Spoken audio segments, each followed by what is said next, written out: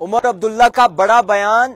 ताना दिया मौजूदा सरकार को, दम है तो इलेक्शन करवा के दिखाइए। अगर आपने ताकतों के सामने झुकना है तो मत करवाइए इलेक्शन। 1996 जैसे हालात बिल्कुल भी नहीं है, अगर उससे बदतर है तो मत करवाइए इलेक्शन। मैं आपको बता दूं कि नेशनल कॉन्फ्रेंस के वाइस प्रेसिडेंट उमर अब्दुल्ला आज जिस तरीके से अगर बात करें तो 24th एनिवर्सरी थी और इसी के साथ साथ उस पे वहां जाते हुए मीडिया से खिताब करते हैं और वहां पर साफ तौर पर निशाना बनाते हैं मौजूदा सरकार को। और जिस तरीके से निशाना बनाते हैं उससे साफ जाहिर होता है कि सरकार को ये जरूर कह रहे हैं कि जनाब आप में दम नहीं है, आप में इस तरीके की हिम्मत नहीं है कि आप उन ताकतों का सामना करें और यहां इलेक्शन करके दिखाएं। मैं आपको बता दूं कि जिस तरीके से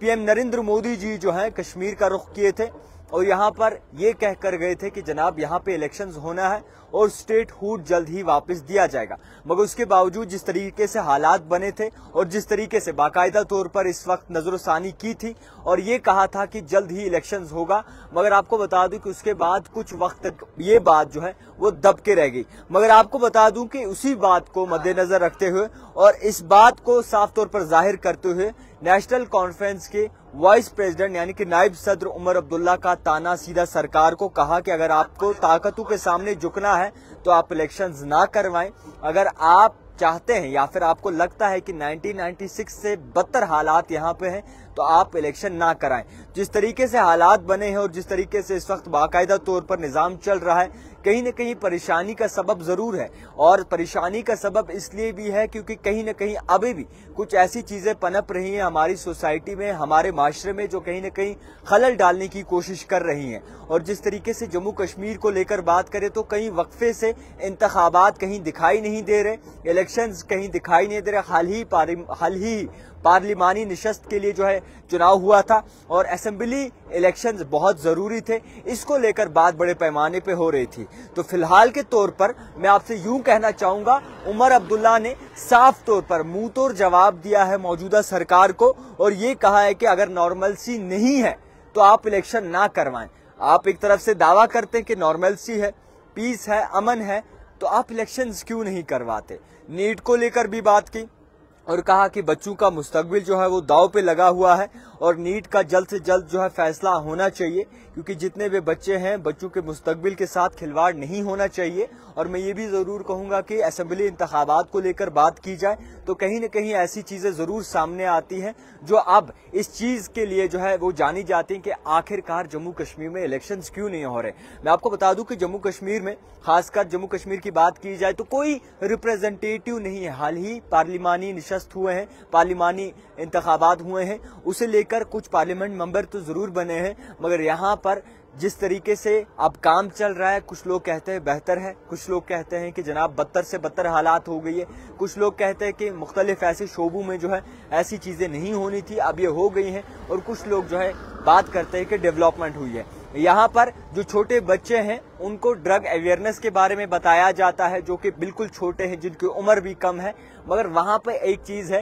कि छोटे बच्चों को ड्रग अवेयरनेस से क्या लेना। आप तो छोटे बच्चे के जहन में जोर से यहीं से डाल रहे हो कि जनाब आपने ये ड्रग है, आप इसको चख कर देखिए और इसका मजा लीजिए। अगर छोटा बच्चा नहीं भी जानता हो ड्रग को तो वो फिर भी ड्रग करेगा, और जब आप यहीं से अवेयर करेंगे तो वो ड्रग करेगा। अभी तक उसके जहन में ऐसी कोई बात नहीं थी कि क्या हमारे माशरे में चल रहा है। खैर, ये दूसरी बातें हैं जो लोगों के जहन में जरूर समझ आएंगी। तो फिलहाल के तौर पर मैं आपको बता दूं कि जिस तरीके से ये कहा है कि अगर आपको ताकतों के सामने झुकना है तो आप इलेक्शन मत करवाइए और झुक जाइए ताकतों के सामने। और आपको मैं ये भी बता दूं कि ये भी कहा है कि अगर आपकी जम्मू कश्मीर पुलिस या फिर जितनी भी फोर्सेज हैं, अगर वो पुलिस की सुप्रीमेसी पे बाकायदा तौर पर ये कहा है कि अगर आपको लगता है कि जम्मू कश्मीर में दम, पुलिस में दम है, सिक्योरिटी फोर्सेस में दम है, तो करवाइए इलेक्शन। और मैं ये कहूंगा कि कहीं न कहीं ताना दिया है इंतखाबात को लेकर और ये बात भी साफ तौर पर क्लियर की है कि आपको बाकायदा तौर पर झुकना नहीं चाहिए, इंतखाबात होने चाहिए। और ये भी कहा है कि हमारे हुक्मरानों ने थोड़ा सा दम रखते हैं तो इन ताकतों के सामने झुकना नहीं है, और इसी के साथ साथ इलेक्टोरल होना और इलेक्शंस होना चाहिए और अपने वक्त पे होना चाहिए। तो कहीं न कहीं निशाना जो है वो सेंटर की सरकार को बनाया है और ये ताना दिया है कि आप जनाब डरिए मत और सामना कीजिए इन ताकतों का और इलेक्शन जो है वक्त पे करवाइए। तो मैं ये जरूर कहना चाहूंगा कि कुछ ऐसे लोग हैं जो मुझे देखते हैं, हमेशा देखते हैं, और उन तक मैं ये खबर पहुंचाना चाहूंगा कि आप इस वक्त मुद्दे उठाकर देख लीजिए, क्या किसी मुद्दे का हल सही तरीके से निकला है,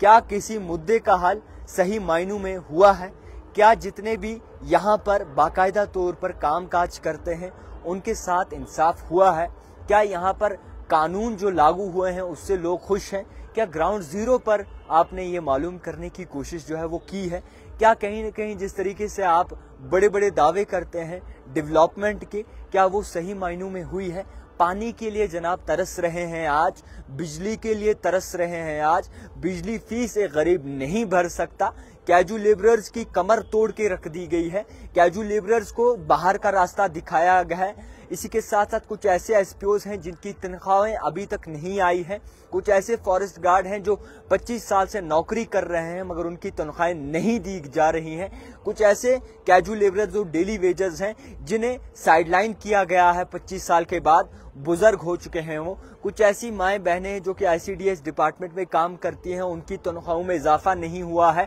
कुछ ऐसे एनवाईसी वर्कर्स हैं जिनके साथ नाइंसाफी की जा रही है, कुछ ऐसे लोग हैं जो अभी तक हाथ फैलाकर बैठे हैं मगर यहाँ पे रहम की भीख भी उन्हें कोई नहीं दे रहा है। तो फिलहाल के तौर पर मुद्दाए मकसद ये है कि मौजूदा सरकार को भी सोचना चाहिए और इसी तरीके से जो इस वक्त अपोजिशन बैठी है इसे भी इस पर गौर फिक्र करना चाहिए कि आखिरकार लोगों के मुद्दे उठाए जाएं। मैं नेशनल कॉन्फ्रेंस का कहूंगा, मैं पीडीपी का कहूंगा, मैं अल्ताफ बुखारी की जम्मू कश्मीर अपनी पार्टी का कहूंगा, मैं पीपुल्स कॉन्फ्रेंस का कहूंगा, क्योंकि इस वक्त अगर वो कुछ नहीं बल्कि अपोजिशन का रोल प्ले करें ताकि यहाँ की आवाम को फायदा मिल सके, आवाम को जो है राहत की सांस मिल सके और बच्चों का फ्यूचर जो है वो बच सके। आप देखिए इस तरीके से स्कैम्स हो रहे हैं, चाहे वो जेकेपीएसआई की बात करें, जेकेएसएसबी रिक्रूटमेंट्स की बात करें, उन हाथों में भागडोर दी जा रही एग्जामिनेशंस की जिन पे ऑलरेडी बहुत सारे एलिगेशंस लगाए जा रहे जो कि ब्लैक लिस्ट की गई थी कंपनीज,